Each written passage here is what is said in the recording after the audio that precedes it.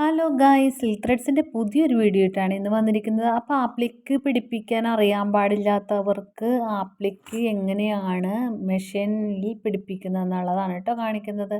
ഇത് എംബ്രോയ്ഡറി മെഷീനാണ് കേട്ടോ. ആ മെഷീനിൽ പിടിപ്പിക്കുന്നതാണ് കാണിക്കുന്നത്. സ്റ്റിച്ചിങ് മെഷീനിൽ പിടിപ്പിക്കുന്നത് ഞാൻ നേരത്തെ കാണിച്ചിട്ടുണ്ട്.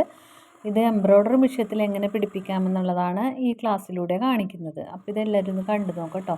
ആദ്യം നമ്മളൊരു തുണി കഷ്ണം എടുത്തിട്ട് അതിൽ നമ്മൾ വരച്ചു കൊടുത്തിട്ട് അതിൽ സ്റ്റിച്ച് ചെയ്തെടുക്കുന്ന രീതിയാണ് കേട്ടോ ഞാൻ കാണിക്കുന്നത്.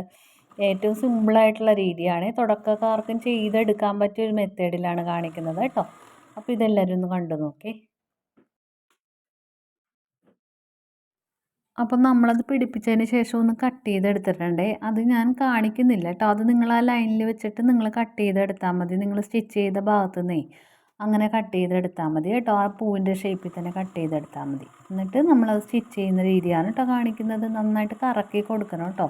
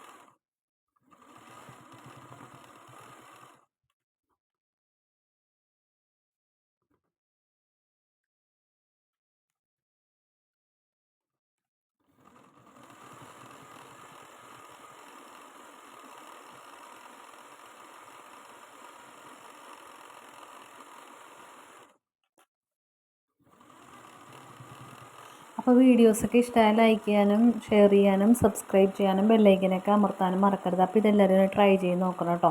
എംബ്രോയ്ഡറി മെഷീനുള്ള ആൾക്കാരൊക്കെ ട്രൈ ചെയ്ത് നോക്കാൻ പറ്റിയൊരു ഡിസൈനാണ്.